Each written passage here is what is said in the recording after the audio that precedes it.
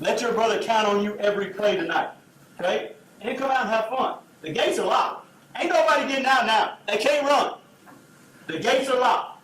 Let's bring the fight to them, guys. Yes, sir. All right, brother. Let's pray.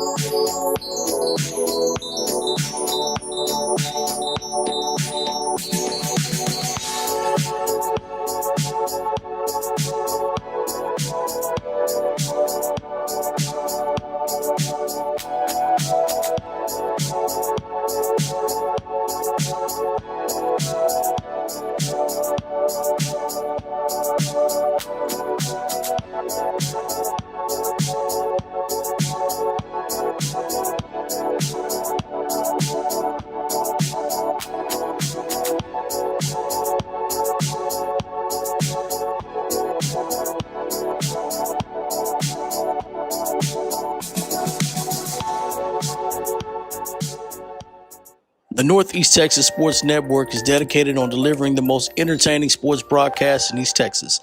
And if you're interested in having your next sporting event streamed live, visit us online at NETSN.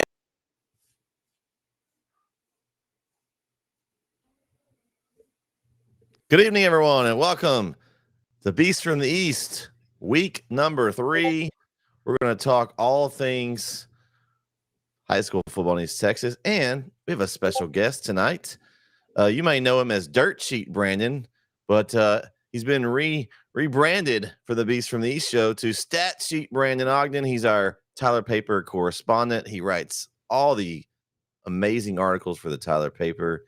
You probably see him a lot popping up in your Facebook feed. Brandon, welcome to your first appearance on the show this year. Yeah, this is my football or my sports alter ego. The real MVPs are everyone that makes it through. But man, I was like, wait, where are we going? So I was ready, and I was like, wait, I can eat a sandwich real quick. Yeah, great intro. Our man, he's MIA tonight. I don't know if he'll join us. The technology struggling Corey Marshall. Hopefully he'll be able to join us. KO. I finally make a show, and Corey doesn't show up. I know. Maybe he'll show up. Hopefully. Yeah, we do have we also have behind the scenes here that will be joining us in video hopefully at some point in the show. We've got our man Jaron Peoples join us in the audio of this show. Jaron, you with us? I'm with you. Excited to be here. Maybe on video in just a little bit, but man, week 2 was about as exciting as week 1, so I'm looking forward to talking about it. I'm sure you are looking forward to talking about it because our man Jaron Peoples tied for first with 4 others on our Pick'em Challenge this week. 9 out of 10 picks. Good job, Jaron. You need a redemption after that debut at 4 and 6. Let's not talk about week 1, okay? I gotta see how I did in week 2 because I know week 1 was brutal. Hey, Brandon, you're on the top page of our leaderboard here. 7 out of 10. 7 Okay, out of that's 10. way better than the first week. Not bad. I'm gonna give this challenge out that the professor is talking major noise on social media right now that he did some 18 and whatever, but I'm not seeing his name on this list or the leaderboard of our Pick'em Challenge here in East Texas. So I don't know if it's that he was so embarrassed last year that he just didn't do very well, or we scared him away, or what it is. But I don't know what he's talking about. But this is the Pick'em Challenge that counts for East Texas, and I don't see his name on here. So just gonna throw that out there. Let's see what else we got. Let's see. I got 8. I got 8 out of 10. I was not bad. And Corey just messaged out. He won't be joining us tonight, Brandon. So I guess you did scare Corey off. I don't know, what the deal is there. I guess he was intimidated by your presence. I'll throw a couple shine trees out for him and some. Okay, that's good. Let's see who else. Kyle got 7 as well. So the only name I'm not, maybe that's why he's not on. The only name I'm not seeing on this list that was on our show last week on the top of the page was Corey. I won't go down and I want to. That's why he didn't show up. Okay, that's probably it. So let's go down the picks from last week and just kind of talk about those. Then we'll talk about any other games that we think were interesting or maybe surprising. First one, man, Dangerfield on a 0-2 start. They're just not. I saw a team last year in the playoffs that was intimidating, that was athletic, that was impressive, and Tatum is off to a 2-0 start as they get the win in week 1. Jaron, I think that was why your picks, you started off and came back to the Tatum side. That put you on some positive momentum there. Yeah. I learned my lesson in week 1. I'm riding the Eagles all season. You ride the Eagles and good things happen. So I'm going to ride the Eagles. I mean, that's an impressive win. And they went into Dangerfield and did it. Week 1 against Winsboro, it was kind of some crazy situations with the weather and, played half a game. But they go into Dangerfield and play a Dangerfield team that's historically given them problems the last several years. And, played a really good game against them and won by a pretty large margin. Brandon, what do you think about this one? Yeah, pick Tatum, but Danger. What we didn't pick it on here, but because it was a Thursday game. But actually, we did pick it. Yeah, I picked it in some places. I don't know. Some picks I do start Thursday games. Some don't include them. I'm on like 5 different pick'ems, but in the I know the ones that had this game, I had Tatum. But Dangerfield, it's Dangerfield. They're always talented and loaded, but they lost a lot from last year. They lost Bubba Hampton, who's now Alabama. They lost some really key players, and then also Kenny Mosley, who's kind of there, didn't play in this game. No excuses, and Tatum's really good. They've shown that they've they got a new quarterback this year, Jaquez, and he's got it rolling. And Tatum's got two impressive wins to start the season. Winsboro in the shortened game, and then now Dangerfield. And I think they feel like they got another pretty. Let's see, they got coming up this week. Let's see, they play Newton, and that was Jefferson just rolled over. But Newton, his program, and it's down there. That's him, but I still think they could be 3-0 after this week. So, and then Dangerfield this week, they got let's see, Dangerfield. I remember seeing they got a tough one this week too, I think, and so they'll be looking to bounce back and, like you said, avoid the 0-3 hole. So. Yeah, Dangerfield's taking on a Pleasant Grove team that lost Friday against Paris. Yeah, that's what it is. 7-0, so they got a pretty big chip on their shoulders. So Dangerfield may have a tall order. Yeah, but Dangerfield, traditionally, yes, they would like to win now, but they're looking for November, December, and with the athletes they have, they're always going to be in the mix, no matter how they start. So now it's. Yes, they probably might be 0-3 after this week, but I wouldn't count them out when it comes 2 or 3 months from now. All right, game 2, Joaquin and Beckville. Beckville gets the win over Joaquin. I had this one as well. this was a tough one for me, but I went with defense. But Joaquin put up crazy numbers in week 1 against Frankston. We had that game on NETSN. Our man Larry was on the call on that one. But Beckville's defense was a little stronger, seems like, from the first week. And I went with that. I'm not surprised at this one. I think Beckville, they'll be a pretty solid team there in their division.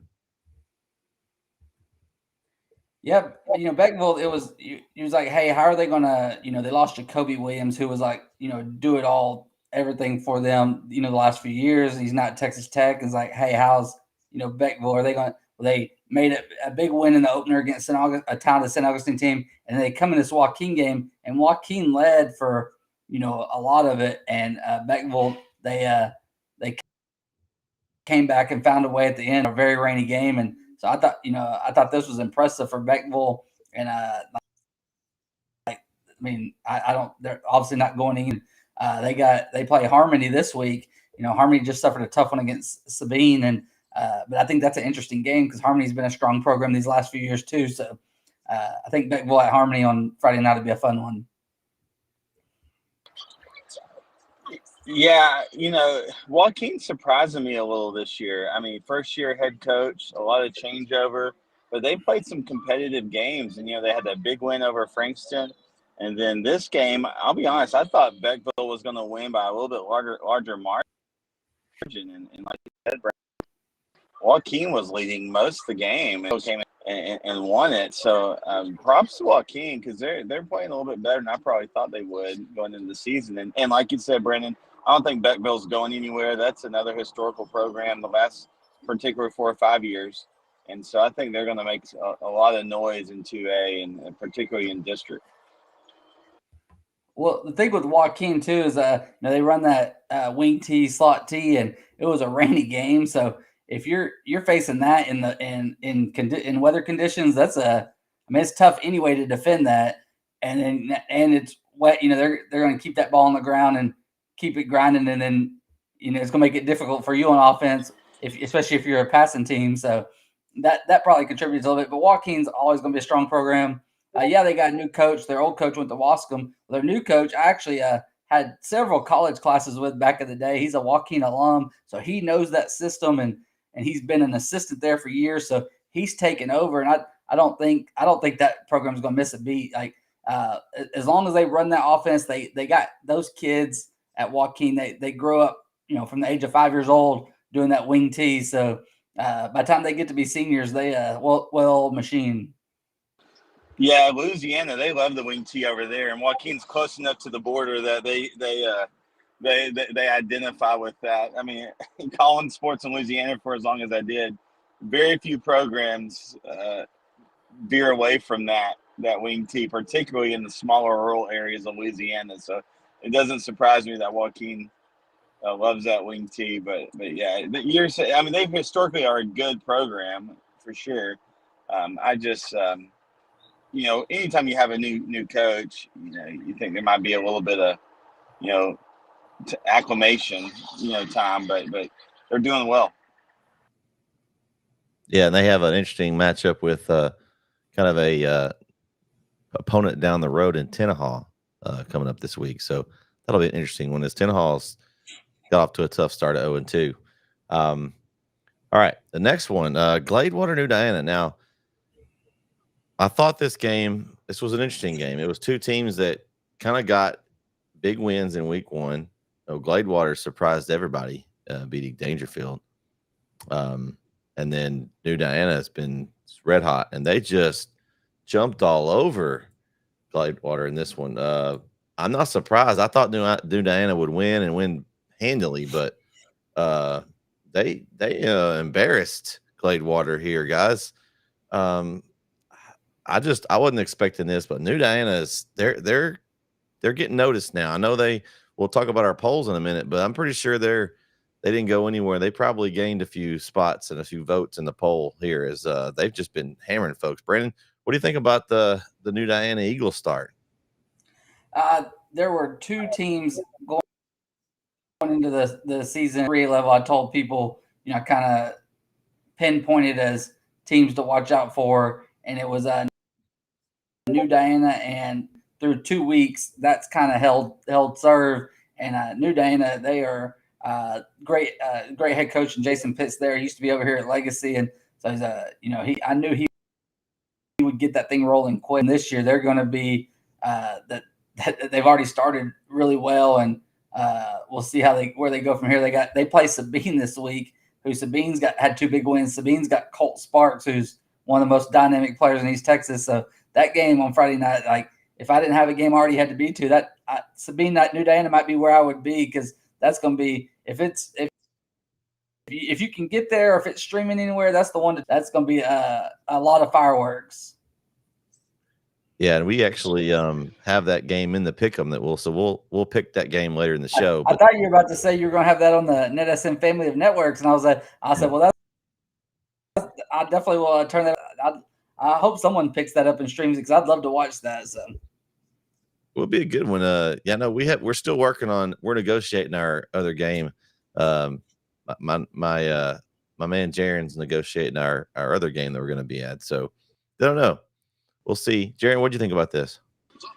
Man, when I told y'all a while ago that I'm riding the Eagles, I don't mean just the Tatum Eagles. I'm also mean the New Diana Eagles, because I'm telling you, they've through 2 weeks have just done super, super well. And again, big statement wins, and not just edging it out, but I'm talking about big dominant wins.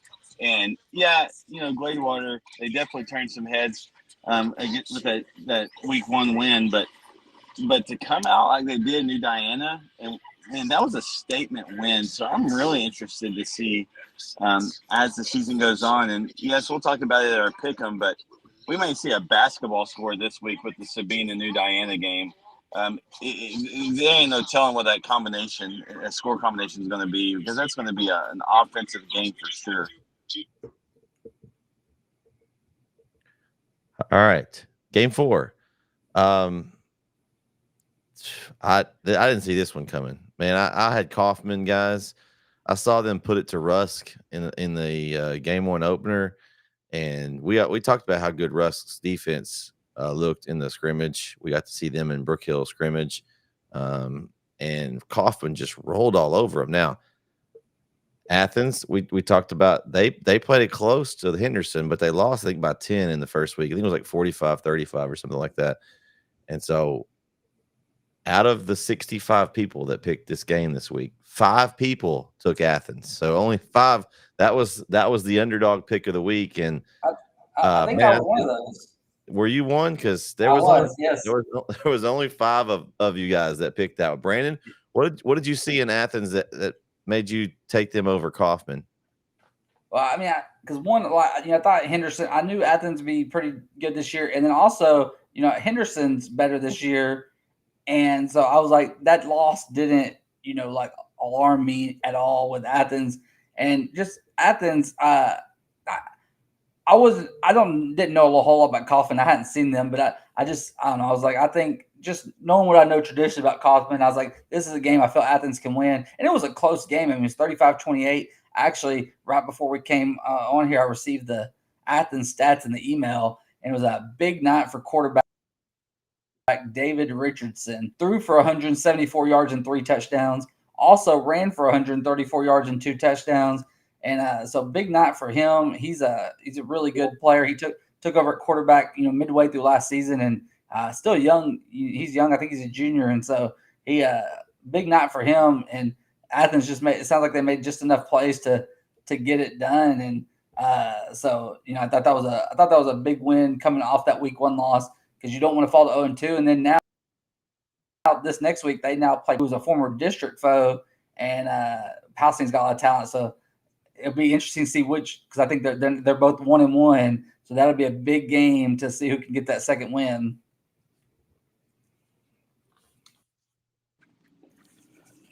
Yeah, so this was my one loss, was this game, because I thought with just how Kaufman came out week 1 that they were just going to keep that momentum against an Athens team that really didn't know a lot about, to be honest with you. Didn't really know what they were going to look like, and so I think it tells us a lot about this Athens team, and so Yeah, this is the one game that I lost because I really did think.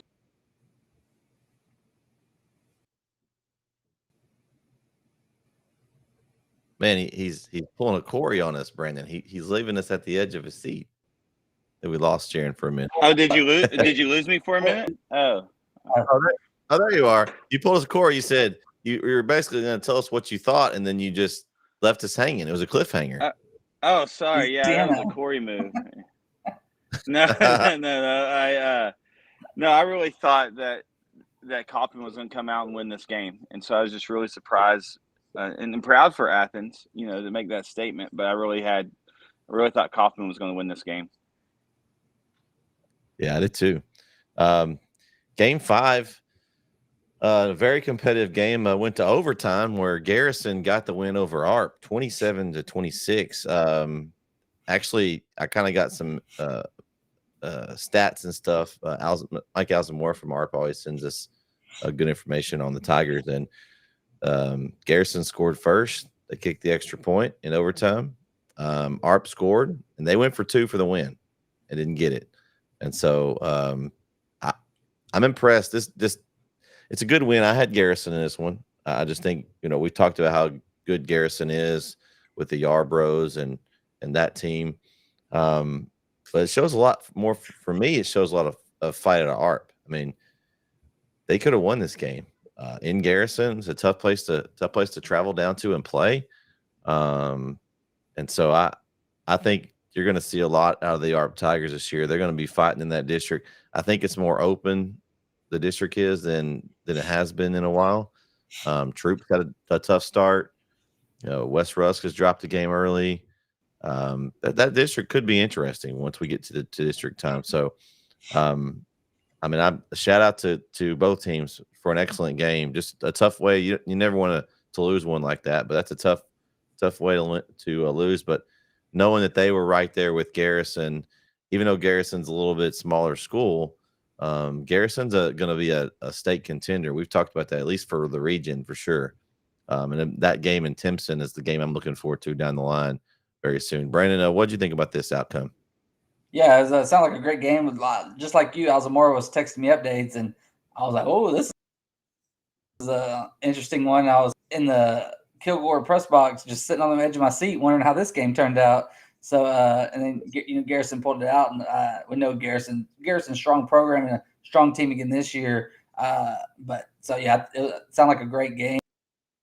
And DeMarvion Overshone, former ARP Tiger, got to play for the Cowboys today or this week, and after missing last year with injury, and he had a big game. So there's a little ARP alumni there. You talked about them being making a run this year. I really think they could. Them and Timpson have been, and then Beckville have been that class of that region. Well, and Honey Grove is coming up too. So those 4, I think, probably again it's going to be those 4 battling to see who gets out of that region. And Garrison's got as good chance as any. And this game will help them in the long run, because in their district they're going to roll through a lot of people. So having a game where they won in overtime and found a way to win, that could pay dividends in late November, early December. Jaron, what do you think about this? Yeah, I thought Garrison was going to win this game. I picked Garrison, but like you said, Art played them tough, and I thought that was really impressive. Great to see that out of the Tigers, and that went to overtime, right? It was an overtime game, so Yeah. So I think that's a good statement game for the Tigers. Obviously, there's that saying, no moral victories, but I think to play a historic team like Garrison, a team that's usually really good, and to play them well, that bodes well for the Tigers. All right, game 6, Atlanta and Hooks.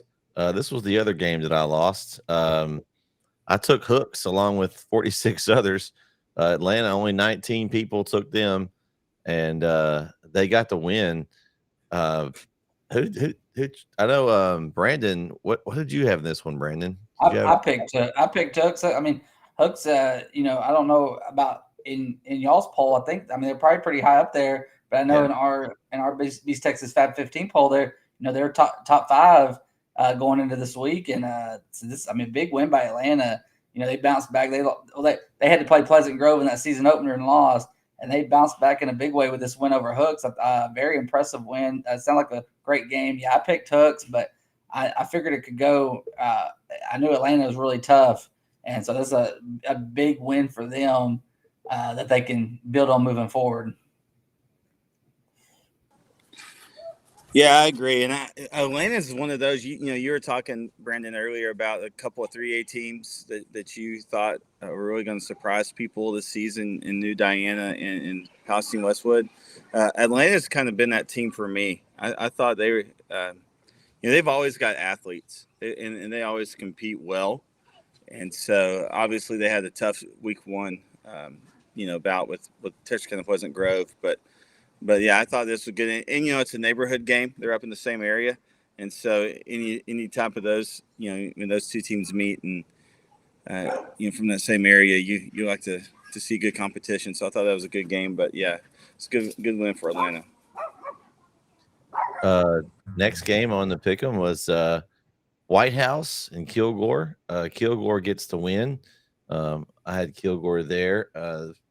This one was close early. White House got off to a good start. But man, just that Kilgore defense.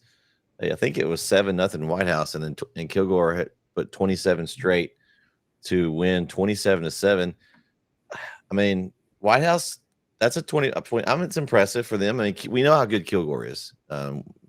We saw them beat Carthage in week one.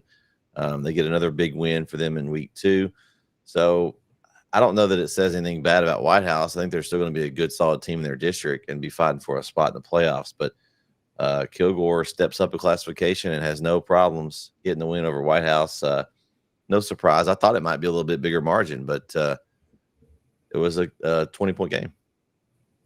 Well, this was actually the game I was at on Friday night, and I thought it would be closer, and it actually. So here was White House was Kilgore had some. They kind of had that Carthage win let down early, and they made some. They had a 2nd and 42 in the first quarter. They 3 punts for negative yards, and then one just went backwards. And so they had just everything that could go wrong early. Took advantage with the early touchdown. Early in the second quarter, White House quarterback Tyler Lacombe went down. He never returned, and that's kind of when the game shifted. I still think, even with him in, I think we just don't know, but I think it would just been closer, and Kilgore probably wins. Who knows? But I don't. The margin kind of, because after that, Kilgore had 4 interceptions. That Kilgore defense is just incredible, and they get after you, but they capitalized on turnovers and made some big plays offensively too. But White House, after controlling early, couldn't get anything going the rest of the game, especially offensively. And White House's defense played really well, especially at times, but just some of the turnovers put them in short fields, and neither special teams on that night. But so it's a weird game. Both teams now turn around and play. Kilgore's got Gilmer this week, and then White House has Chapel Hill. So it doesn't get any easier for either of them. And because Kilgore is going to be playing a mad Gilmer team that's 0-2, and they've been playing a talented Chapel Hill team. So both they go from a tough game and then turn right back around and do it again. So it'll be interesting. I think Kilgore is on that short list of state contenders from East Texas. You have to feel like them and Chapel Hill are going to battle for the district title, probably, and then the regional title, and whoever wins that probably goes to Jerry World. So, and then White House will be right there in the mix. They're in a tough 5A district with Texas High, Marshall, and some others are in that district. But those two are. But I think White House, if they're healthy, they'll be in that mix, and they've showed that first 2 weeks.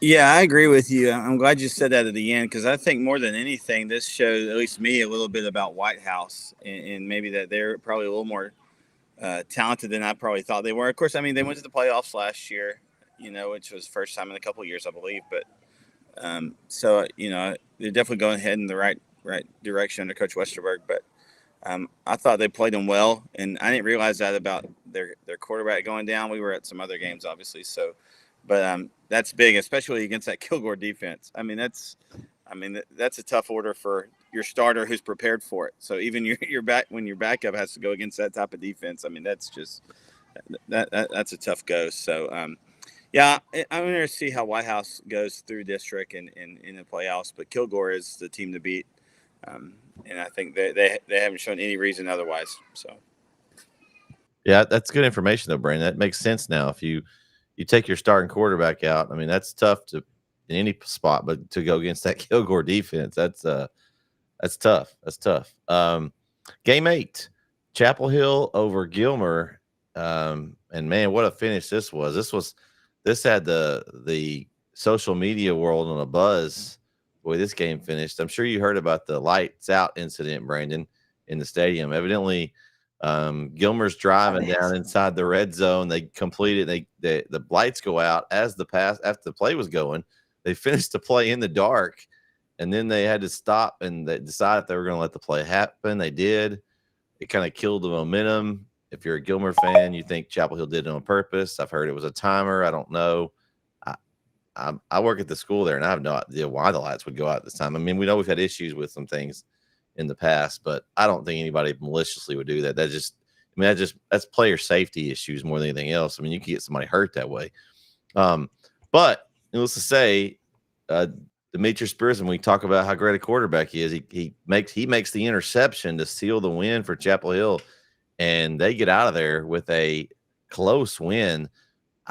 That surprised me. I thought Chapel Hill would have no problems with Gilmer after. I don't know if it was maybe that's what they were thinking, and they just I wasn't there at this game, so I don't know how it played out, but I feel like that. My thinking was I thought maybe Gilmer was just ticked off after losing last week. They just played really well, and Chapel Hill didn't play that great, or I don't know. Maybe it just says that Gilmer might have had an off week in week 1. Who knows? But a incredibly competitive game. I did take Chapel Hill, and they got the win. But guys, this was had all the drama here in this one. Yeah, it was great to be at this game, and just that it didn't end up there, but a lot lower scoring. I thought I was expecting a close game, but I was expecting more in the with these two. But in Gilmer, Gilmer's they're implementing a new quarterback, and he did a lot better than I mean, he had not a bad first week, but it was just he's into a new team. I mean, he was at Jacksonville and Brady McCown. He's on a new team now, and so it's just getting that chemistry down. And so later in the year, Gilmer's going to be Gilmer, and but that defense showed up. To hold Chapel Hill to 33, that's impressive, especially at Chapel Hill's place. And but Chapel Hill's players made plays. Ricky Stewart had a big touchdown run. Brisbane had a big game offensively and defensively. Trevor Brooks, we talked about his brother Ja'Cory Bradley earlier for Tatum. Well, he came in, he had a big game and he big defensively, but he made some. He's on offense this year for Chapel touchdown reception. So big win for Chapel Hill. They're 2-0 now. Are at White House this week, renewing that rivalry. That's always a fun game. It used to be played at Rose, and but it'll be fun at a home and home sites now and Friday night. But and like we said with Gilmer, they're 0-2, which is rare. Now they play Kilgore. They could go either way. Like just because Kilgore's 2-0 and Gilmer's 0-2, I still like picking this game's going to be a toss up because records are deceiving because these are two talented teams. Or even if they do fall 0-3, they're still going to be there. Like we said with other teams, it's the Buckeyes. They're going to be there when it matters. So, Jared? Yeah. So, Gilmer. Like you said, records can be deceiving, and so it doesn't surprise me that they came out against Chapel Hill and gave it all they had. And it's interesting on the whole light situation. A similar thing happened, not quite as dramatic, but it's Parish North Lamar and Farmersville, and that game ended up going dark in the third quarter, and they just didn't even they just discontinued the game, and so Farmersville ended up winning that game 48-41. But so two different games in the same night, the stadiums go dark in the last half, so I don't know what's going on there, but yeah, I think Chapel Hill obviously probably the better team, and I'm interested to see their defense as the season continues, because that's obviously probably been one of the weaker areas in the past. But through the first couple of weeks, we've seen, I think, some nice glimpses and some nice some really good bright spots in that defense. So as the competition continues to get tough, I'm interested to see how that defense holds up. Yeah. Okay. So, and Kyle's not here, and so I was hoping he'd be here for this next one, Jaron. And he had this battle between his Nacogdoches and Lufkin in his poll. I don't think he has that problem anymore, as Lufkin was ticked off or something. That 56-0 over Nacogdoches. My goodness. I mean, I picked Lufkin, but I sure didn't think it was going to be this kind of margin. Nacogdoches had looked good. They beat a Palestine team, which they do have a new coach, and you're implementing a new system. But man, Lufkin is on a mission. Now, I don't know. We talked about the Longview Lufkin game being close. Was it the weather? Was it maybe Lufkin's just a lot better this year? Because 56-0 against your rival, that's a statement win right there, guys. Well, I mean, it is. As someone who's been a part of this rivalry for a long time, I worked in Nacogdoches for 8 years. I worked in Lufkin for off and on for another 6-7 years, and I'm from the Lufkin area, so this rivalry's been lopsided for a while. Nat had a couple years when Brandon Jones was there, current Denver Bronco, where they got a couple, but most years Lufkin, and most times it's not. My first year in Nacogdoches, Des Bryant's junior, it was a close game. But most of the time, and this year was no different. And also I thought, Lufkin probably wanted to really show, after not, playing Longview and the weather, you don't really get to show what you can't be that first game. They probably really wanted to show, and they were able to. And Lufkin is offensive this year. They had lost, the running back Keedron Young. He graduated, went to Notre Dame. So you lose that, and it's like, hey, what are you going to be offensively? About their defense with, big Zion Williams, who's going to LSU.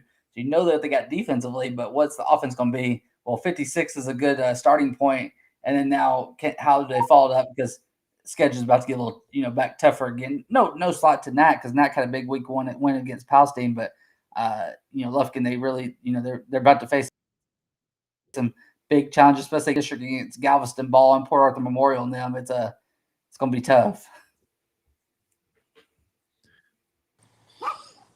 Yeah, I mean, I picked Lufkin in this game, but I didn't think it'd be a 56-point spread.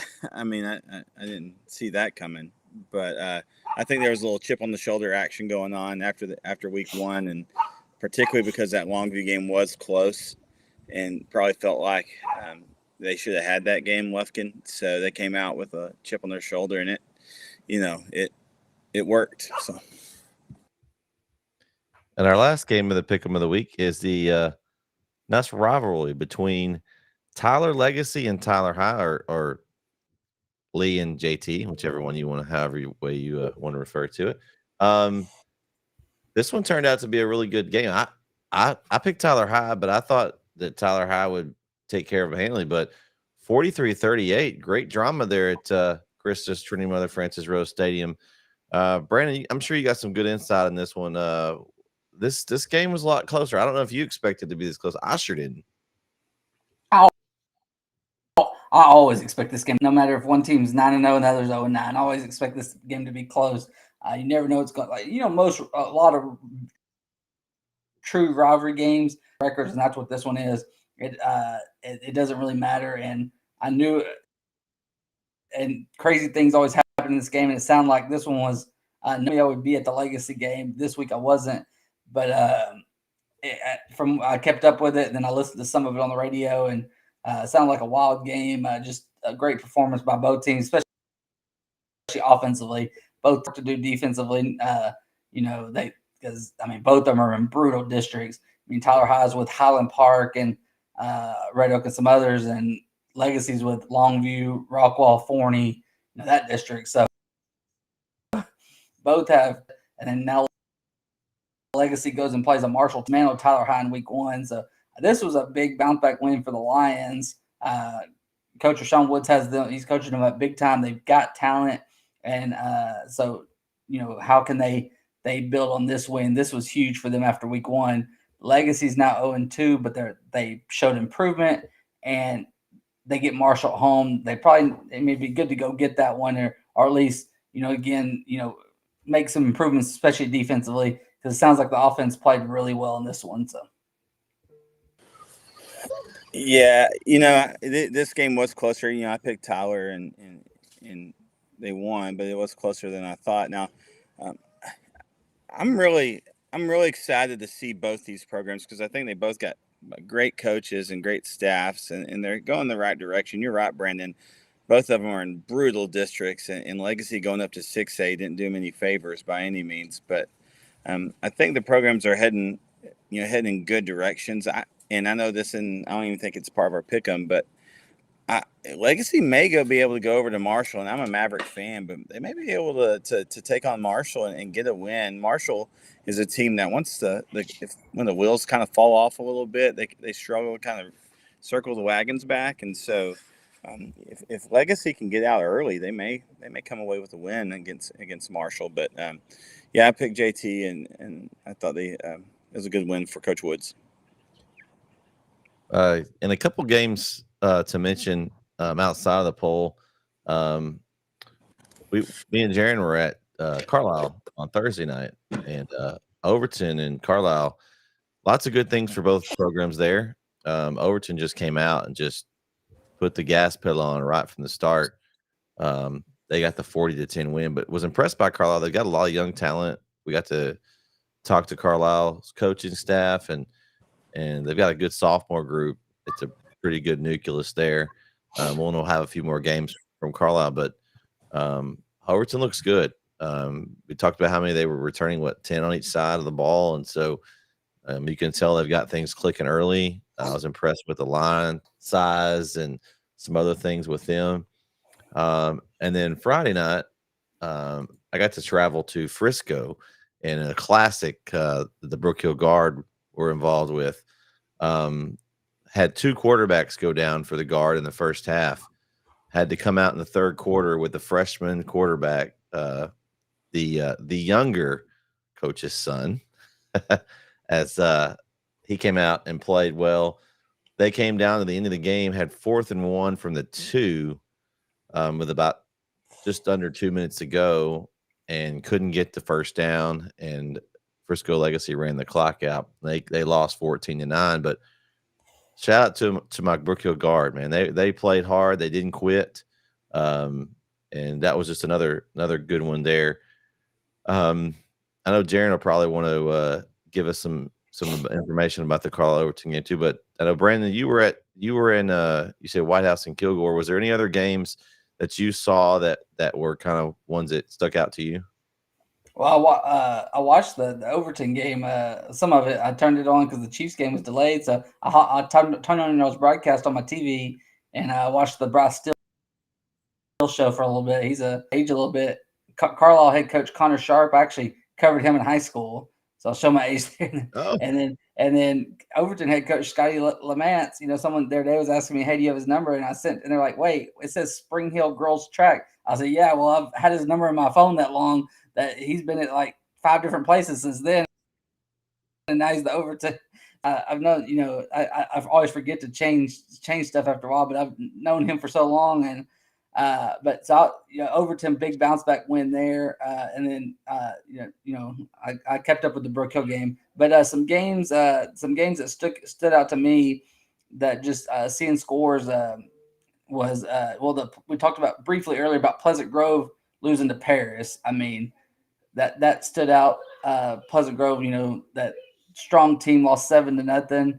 What was the other one that? Timpson and Lovelady. Timpson, they lost a lot. Them and Lovelady, 2 strong teams. Lovelady only lost 1 game last year in the playoffs, and Timpson, they lost Terry Bussian. A lot of big. They and Lovelady, it was 50-46. And what was it? I think that was about it. And then Palestine Westwood, I mentioned them earlier, but they won 56-0 over St. Augustine. And then West Rusk bounced back from the Malakoff loss with a big win over Dieball. I thought Allo.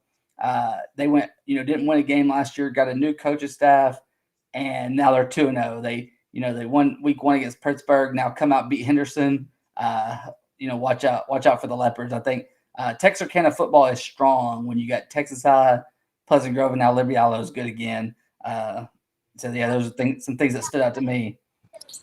All right. Yeah, it's going to Brandon. be a buzzsaw this week, though, with Carthage. That's a 30 hours taking on Carthage. So. Well, that was one of those things is Carthage couldn't find a game. And, they always struggle to find games. And Coach Surratt's nephew is on staff. Really, help me out here. Just let's play.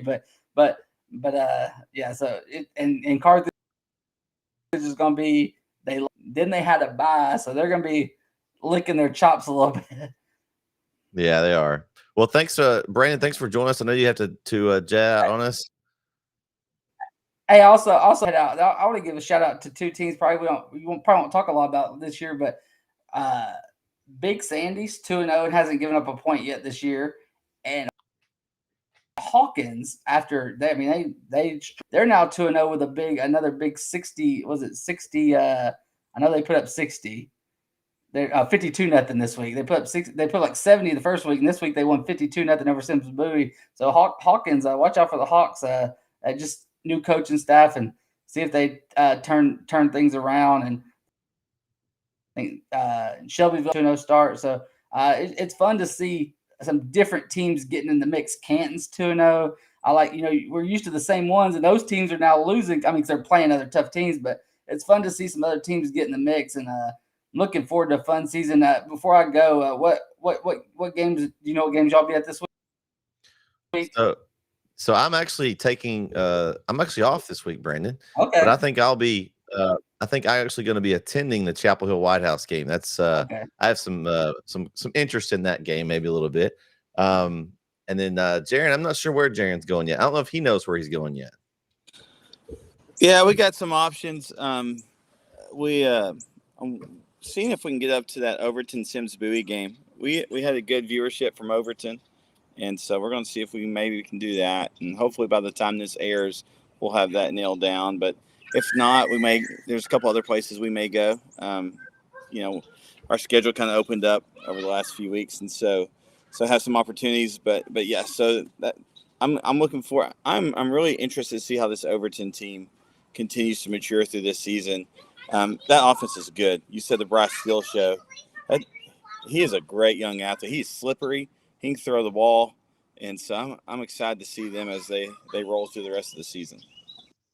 Awesome. Well, it was fun being on with you guys. I'll be at Marshall at Legacy this week, so we'll see how that goes. And looking forward to another. We've already talked some big games. I know you're about to get into them, so I'll check it out and watch it, and it's fun. All right, you're always welcome. Stat Sheet Brandon from the Tyler Paper. Thanks for joining us. All right, take care. All right, thanks, Brandon, for joining us. He had some spare time this week. Hopefully, he'll be able to pop in here and there as the season goes. Jaron, what week 2 games that you did stuck out to you? Any of the other ones before we move on to our polls? We've talked about most of them. Let me look here just to make sure that I'm not forgetting anything. I was glad to see Atlanta get that win. I think they're going to be a team that we see and make some noise once district comes around. Shelbyville 2-0. They got a big win. It was on our network over New Boston.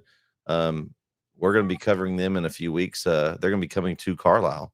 Yeah, so it'll be interesting to see how they do. But yeah, we've got a good slate of this week too, so I'm excited to get into those. Well, let's look at the polls real quick and see how they shook out. We'll start with the 6A polls right now. No surprise, Longview and Texas High stayed put. Lufkin hopped up a spot to 3.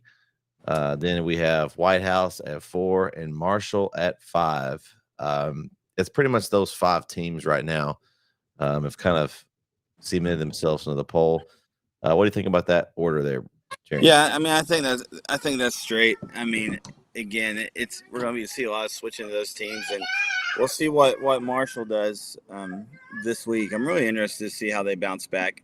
They looked good, the first start of that game, and then the wheels just kind of fell off, and so they struggled, and it was a big Longview win. A lot of folks in the Marshall area are calling for the days of that rivalry to be over, but yeah. So I think that poll shakes out good. All right, let's drop down here to 4A.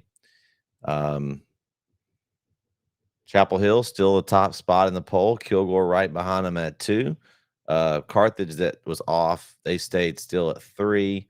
Pine Tree, they got a win this week over Van. That's where our main KO was. They're going to stay at 4. Lindale moves up a spot to number 5. Center jumps up from 9 to 6 after they've started 2-0.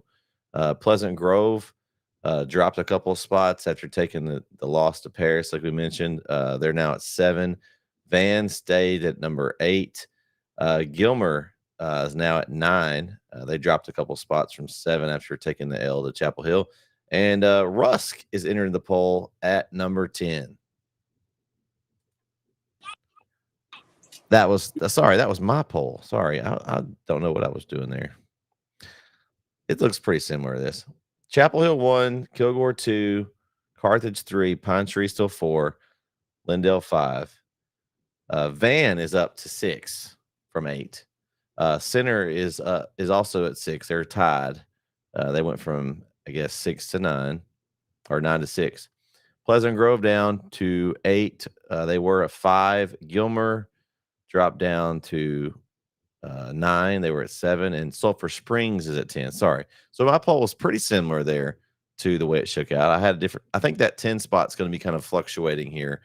I had trouble voting. I gave Rusk after they came back and got a big win over Mount Vernon. I gave them a bump. But Sulphur Springs, nothing wrong with them having a 10 either. What do you think about that? Yeah, I think Sulphur Springs has had. I think they're 2-0, right? So they've had two good wins. I was wanting to sneak Rusk in there, but with Sulphur Springs, I just couldn't do it. But we'll see after this next week, what that looks like. But yeah, so I think that looks good. Shine Tree, we call them Shine Tree. I'm telling you, that team is impressive, and I'm excited to see as the season goes on with them as well. I know I keep saying that, but Van played them tight, but Shine Tree, pulled it out, and I think that poll lines up good. Yeah, we're all pretty consistent on that. I think, for the most part, our top several teams are the same. Kind of as you move down there, it kind of varies. But I think again, some of those things are going to shake themselves out as Chapel Hill is going to play. They've still got the next 4 teams below them on their schedule. They've got Kilgore, Carthage, Pine Tree, and Lindale all on their schedule. So one way or another, we're going to know kind of how these teams shake out for sure against Chapel Hill. Kilgore's already played Carthage. They've got Pine Tree, Lindale, and Chapel Hill on their schedule.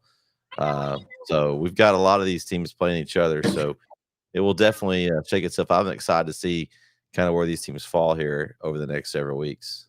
Well, I had Liberty Allo in mind because I just think that they've and Brandon alluded to them a while ago. I think they've made some noise, and so I think Liberty Allo is now in 3A. Well, poll wise, I thought that too, but when I went to add them to the poll, that we have them in 4A. Oh, you can polls, so. you technically can add any of the teams if you wanted to in the poll for. Yeah, can you? It's not gonna show. Yeah, you go to vote. Oh, well, never mind. Well, that's they were 4A though. They were 4A. Yeah, they were. They just dropped this year, so they're so good though. They jumped into the 4A poll. That's right. They're so good. Such a good week. Yeah. All right. Well, speaking of the 3A, let's look at 3A. This is the one that I struggle with every week, man. Just it's because so hard to get this poll is just brutal. Yeah. Like there's some really good teams in this poll. All right, so here's what we got. This is actually the poll. This is not my poll this time. I for sure pulled up the other poll. This is the voted on poll by our NETSN poll voters.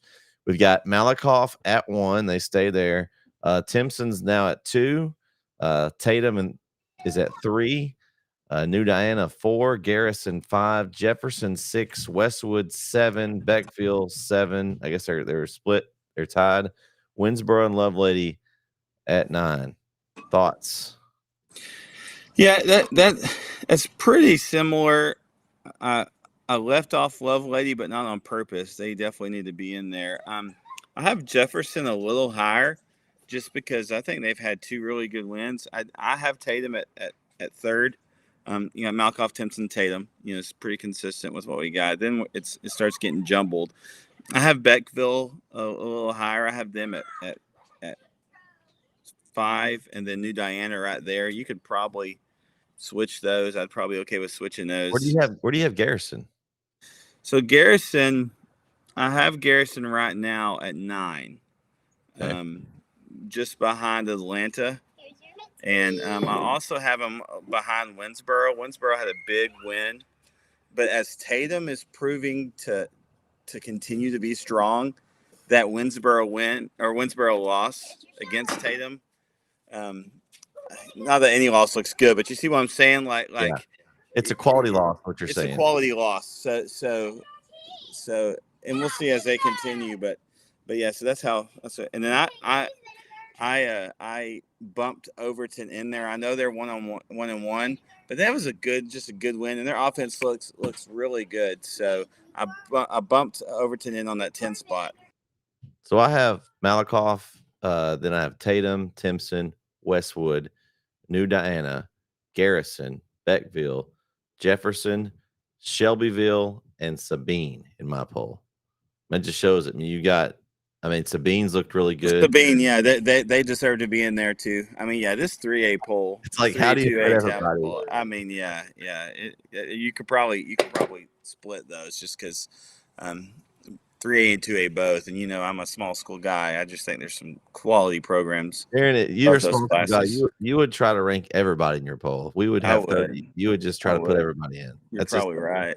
That's okay. Right. Okay, that's why I have a poll. We have to have something to discuss. But I think that you're looking at your top 6 to 7. They are pretty, we're consistent. Yeah. And you got those other ones that have popped in. We'll see how good Sabine is this week. We'll talk about that game here in a little bit. Shelbyville, we've got them on the network a few times. We'll see how good they're so far. They've been off to a good start. So a couple of those teams trying to sneak and crawl their way up, but it's tough in this poll. Yeah, it is, and that Liberty Iowa, like they might make your poll next week. They might drop down and move into your other poll. 3A poll, and I think because I intentionally thought about them when I was doing the poll last night, and I think maybe I was trying to do it on my phone, so it gets confusing sometimes on your phone. Yeah. And so, but yeah, that's another team I think. Even if they play Carthage, I think and we'll talk about that game. I think it'll be a close. I think it's gonna be a Carthage win, but we'll see how they play him because I think Liberty Iowa is really impressive. All right, let's talk. Let's go pick 'em. Let's see if you can beat me in 2 straight weeks, Jaron. Man, you got me about one. I think the games that you picked for the pick 'em this week, I think you did to try to trip me up because these are some hard games. Well, they're not supposed to be easy, Jaron. That's the whole point of it, right? I'm struggling for a few different reasons, but okay. Well, that's okay. So we'll check the leaderboard here. Leader so far through 2 weeks is Scott Poole. He's got 18, so he's in first. He got a two pick lead over Wes Shoe. I'm sitting in 4th right now. I'm not happy with that, guys. I'm not happy with 4th place. I'm 4 behind, and I've got to move up. Let's see. We got some familiar names though in our top leaderboard here. My brother is down and tied with me now. I don't like that either. Our man Derek Del Rio, and talking Derek, he's a longtime listener of our shows. He's got 14 as well. Let's see. There's a Jaron Peoples guy down at 13. He gained on me too many. I don't like that. Let's see. Who else? Oh, KO is at 13 as well. So you and KO are down there tied. I don't see Corey Marshall on this list though. I don't see Brandon either. Their stat sheet Brandon's not here. Yeah, I think he's on there. I think he's a little further down the list, I think. Oh, maybe he could be. He could be on page 2. Yeah. Yeah. Let's see. There's Corey's on there too, I think. There's a Coach Hubbard down here at 34th place with 11. I don't see Brandon though. I don't see him. Maybe he forgot. Corey's got 10. There's Corey. Okay. Brandon's got 10 as well, so he must have struggled week 1. Must have had a rough week 1. Okay. Now that we've gone over who's there, let's pick some new ones so we can get some more points and add to our totals this week. Remember, if you want to get picks in, make sure you get them in. There is one Thursday night game this week, so if you don't want to lose a game, get them in before Thursday, before the game starts, because they do lock. Also, if you're listening to our show to pick like us, remember we sometimes have weeks like Jaron had week 1, so don't always listen to us. Go with your gut. All right. Game 1, Gladewater, West Rusk. This is an interesting one. We had Gladewater. They got a big win over Dangerfield week 1, but then they got donkey stomped by New Diana week 2. West Rusk got them a win after losing to Malakoff, which you know how good Malakoff is. I'm taking the West Rusk Raiders in this one, Jaron. Who you got? I'm going with the West Rush Raiders. I love Coach Mate and what he does over there. He's just a great offensive mind, and they've always got good athletes, and so I'm going with West Rusk. I think Coach Levet is doing well with Gladewater, and that big week 1 win was good for him. But I think we're going to have I think it's going to be a good game, but I think West Rusk is going to come out on top. All right, game 2, Timpson and Hooks. This is an interesting matchup here. Timpson, they've looked not, I guess, human a little bit this year. They haven't been blowing folks out. They snuck away with that win over Lovelady last week. Now, we think Lovelady's pretty solid, so maybe that's just a good win over a good Lovelady team. It's hard to pick against the champion. If you got to be the man, you got to beat the man. I'm going to pick Timpson to get the win over Hooks. You got, Jaron? Yeah, I'm going with Timpson too. I know some of the coaching staff there and some of the folks and the athletes there. That's just a good, solid program. Obviously, losing Bussy was a big deal. I mean, he got some pay dirt yesterday on the Aggie game, but I think Timpson's just a good program. Hooks is too, but the Aggies played yesterday. I thought the Longhorns only were the ones on TV. You know what? Let's not talk about that. Oh my God! Then my shout out to my Longhorns with a big win in Ann Arbor. I mean, that's they did well. Moved up to number 2, I think, in the rankings now. It's pretty solid. I think we're both in agreement there. Game 3, Alba Golden or City. Man, after seeing how good Overton's offense is, and Alba Golden held them to 12 points, give me Alba Golden. They've got a solid defense. If they can do that to Overton, I think they do that to Ore City. I'm taking Alba Golden in this one. So I'm going to pick with my heart a little bit on this one. So I know. I'm risking. You're risking it all. I'm risking my points just to pick with my heart. I'm a Coach Kubiak fan, and week 1 they had a tough loss, and the Rebels didn't perform well. They played them a little tighter week 2. I forgot who they were playing. Week 1 they played Rivercrest. They played Hugh Springs is who it was yesterday, Friday, and it was a little tighter game. Hugh Springs up winning by 2 scores, but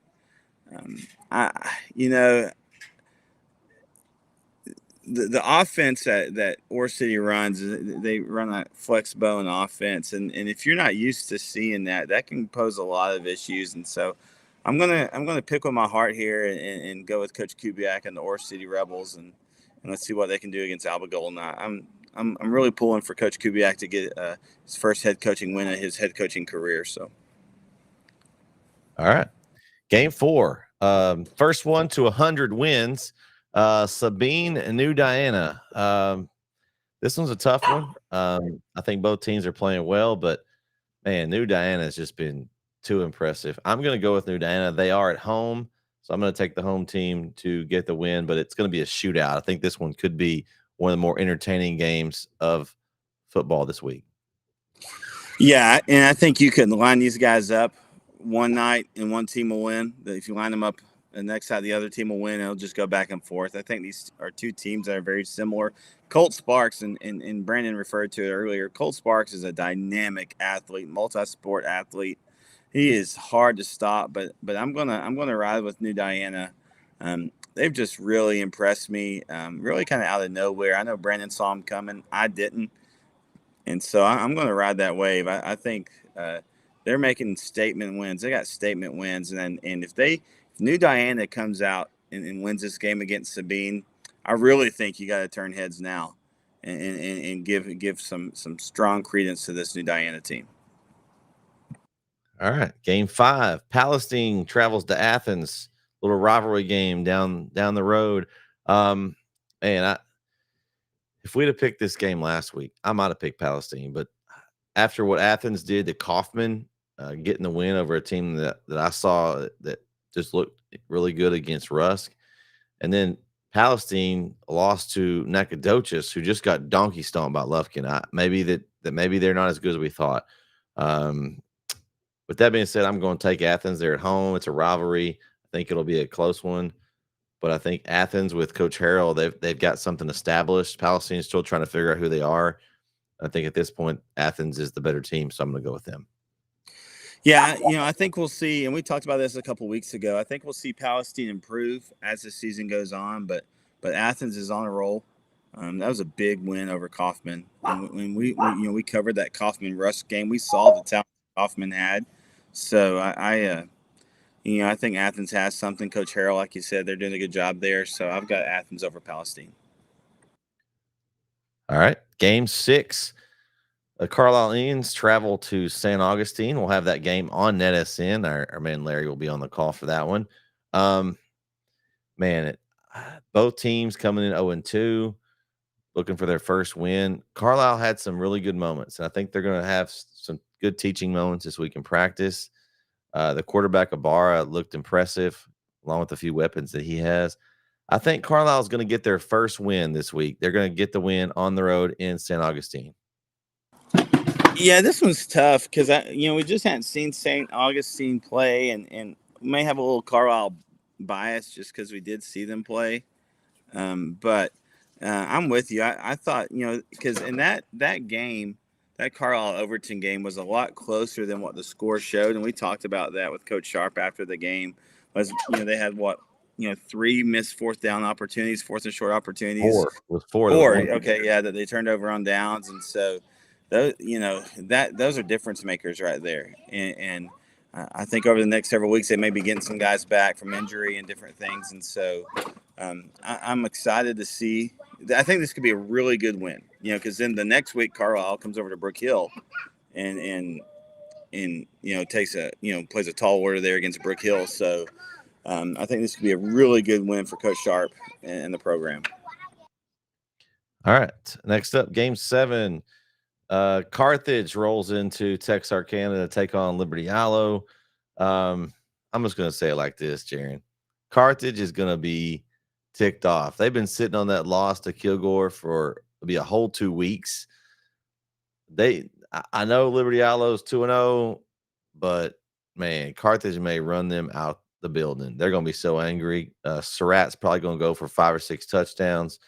Carthage by whatever they want. Yeah, so I talked to my brother that night after that week 1 game against Kilgore, and his first words were, "These folks over here don't like to lose," and so and because they hadn't done it very much, and so yeah, they're licking their chops. They're bloodthirsty, and I think they're going to come out and win pretty handily. Next, game 8. Kilgore travels to Gilmer. This is an interesting one right here. Gilmer starts 0-2. They lost to Shine Tree, lost a close one last week in Chapel Hill, but they're getting better. Looks like things may be clicking a little bit better for Gilmer right now. Kilgore's been just a beast so far. I don't know how many interceptions they got for the year. But Brandon just mentioned that they had 4 against White House this last week. I know they picked off Surratt 3 or 4 times, I think, in week 1. Just a very tough defense. If Gilmer's going to try to throw the ball around, they better watch out, because I think the Kilgore Red Dogs are going to go into Gilmer and hand Gilmer their 3rd straight loss. And I don't know how long it's been since they've lost the first 3 games of the season, but I would be willing to bet it's been a little bit. Yeah, I just think Kilgore's defense is so good, and Aiden McCown's still getting used to that system over there. And again, I think, as Brandon said earlier, I think even if Gilmer does go 0-3, they're still going to be in the mix, similar to like Dangerfield, as district comes on. But yeah, that's just a tough order against that Kilgore defense. That's probably one of the better defenses we've seen in our area in several years. And so, I mean, they're just loaded, particularly their defensive backs. And so I think Kilgore's given us no reason to think that why they would drop this game. And so I think it's going to be a Bulldog game. All right. Game 9, Lindale travels down Interstate 20 to face Van. You got the blue and red game here. We don't have our expert Lindalian on today. KO wasn't able to join us, but I have a feeling he's going to go with the Eagles. He likes the Eagles, though. He's an Eagle person. I'm taking Lindale just because I think Lindale right now, I think they're on a roll. They're playing well. I think Van's a good team this year. I just don't think they're as good as Lindale. I think this game will be close just because it's going to be in Van. It's a rivalry game. Maybe a touchdown at the end of the game. Lindale gets it. I think they get the win. Man, I struggled with this one, and I've already submitted my picks because I just tried to go in and I chose Lindale, but then I was like, you know what? And so I went to try to change it to Van, and I couldn't because I already locked in my picks, and so I'm riding with Lindale, but I mean I think it's a coin flip. I really do. Van ended up playing Pine Tree real well, and so in Lindale, while they've got 2 good wins, I mean. That they played Hallsville a little closer than we thought they would, right? And even their week 2 win. So, we'll see. But I'm picking the Eagles.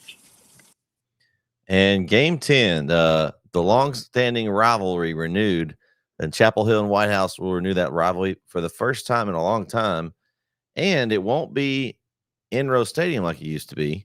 We'll be playing a home-and-home series with White House. So this game, I don't know if the kids know how big a rivalry this is. It's kind of one of those that's the alumni probably have more of a sense of what it is than them. I think Chapel Hill is going to be a little ticked off. I think Coach Rio and company in practice this week is going to be all on them because I don't think he wanted to play that close to a Gilmer team as they thought they should beat by more. He's going to have them prepared and ready to go for this one. They're going to travel across Lake Tyler, and they're going to get the win in enemy territory in White House. And I think it's going to be at least a 3-score game, if not more. I think they're going to come out and put it to them. And I'm not sure where we're at with the quarterback situation at White House. We haven't heard. I think that plays a lot. If there was no injury concern, and there may not be, I'm not sure, but there is in my mind still, just because we don't know. So I'd probably say it was a 2-score game in Chapel Hill's favor. It may be 3 to 4 scores now. But I do think Chapel Hill wins this game. So. All right. And with that, I'm going to hit the submit button in my picks. So that's done. All right. So are there other games? You had mentioned some earlier to me when we were trying to figure out some of these pick'em games, Jaron, that you see in week 3 here that you're looking forward to these games. Yeah, and I'm actually bringing those up that one that really interests me is a DeKalb and Jefferson game. That's both really good programs. They're both 2-0, and so I'm really interested to see how that game turns out. That's DeKalb and Jefferson. That Tatum and Newton game. Newton, like we said, is a historic program. They were in top 3 in Dave Campbell's preseason rankings in Class 3A. They've struggled. They're 1-1. And so, or they may be 0-2, but they got steamrolled by Jefferson.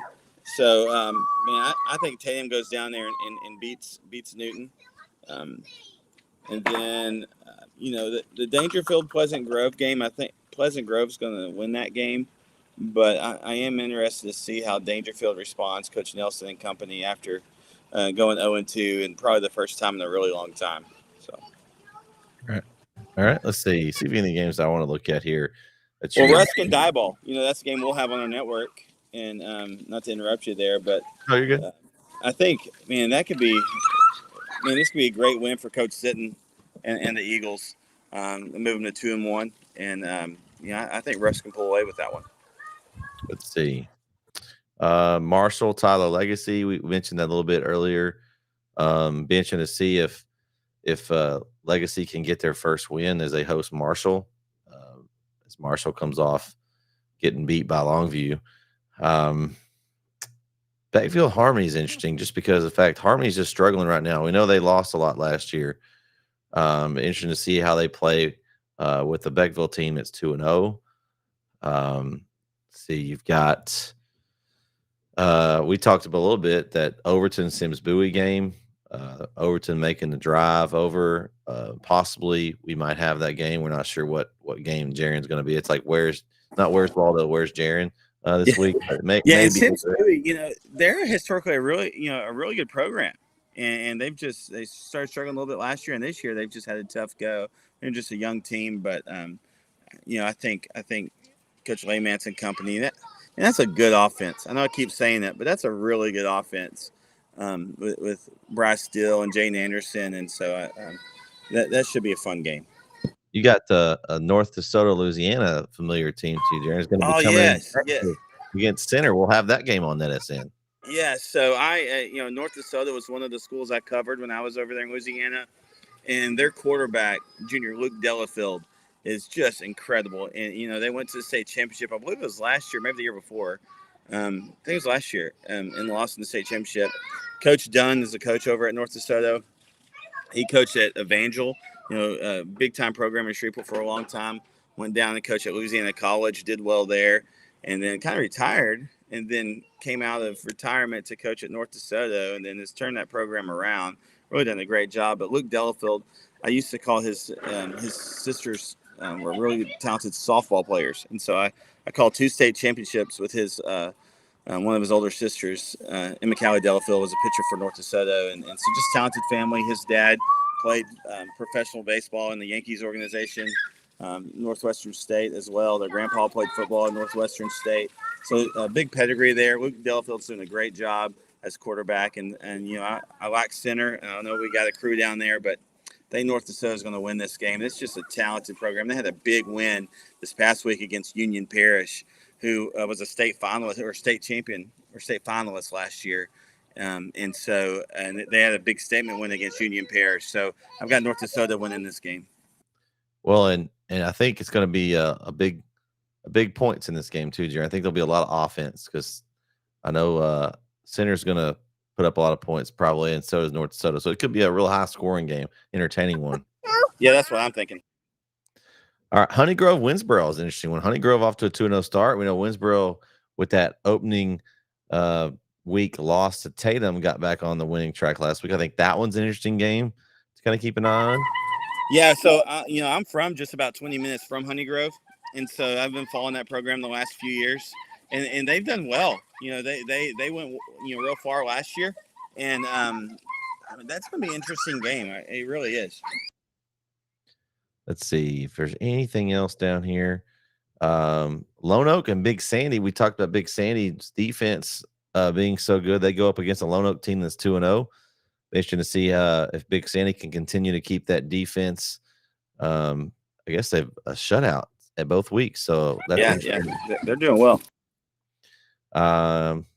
Let's see. We talked about Hawkins. They're going to play a Winona team that struggled to 0-2, so could be another big win for Hawkins as they look to try to move up into the polls of our polls here in East Texas. They're starting out 2-0. Atlanta, New Boston. We talked about how good Atlanta was. And New Boston, I think they had a week 1 bye, but they lost last week to Shelbyville, which is 2-0. So we'll see if they can bounce back. That should be an interesting game. See if there's anything else. That's about all on here that I see. I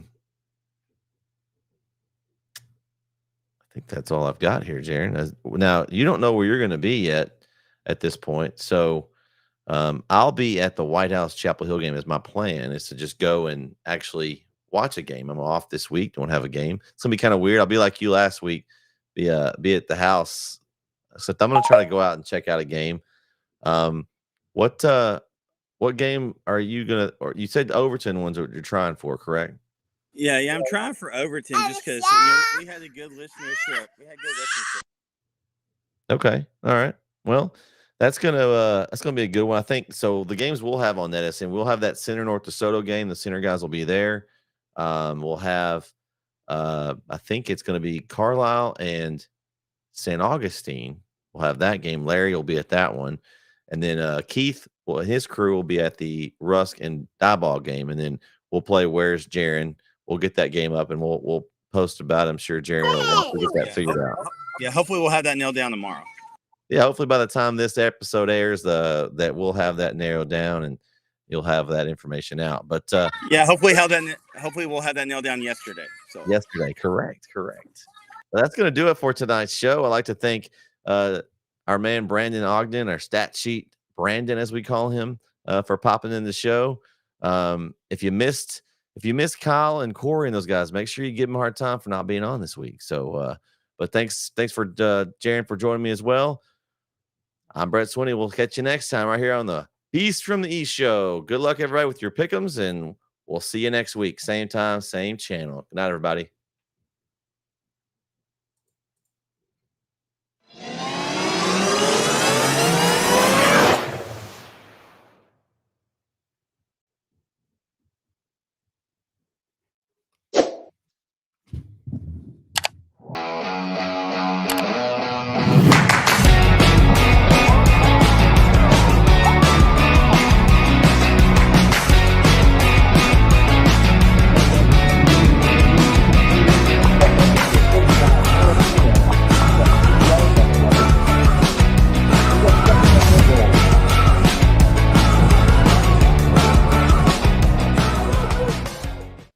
Lean on your brother tonight.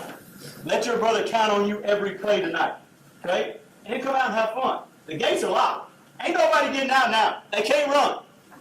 The gates are locked. Let's bring the fight to them, guys. Yes, sir. Hey, brother. Let's pray.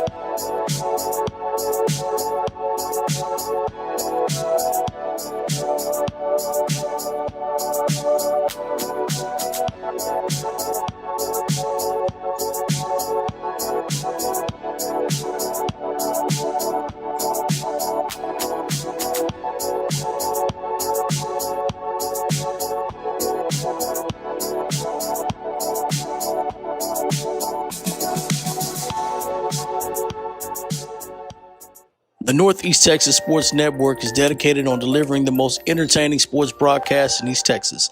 And if you're interested in having your next sporting event streamed live, visit us online at NETSN.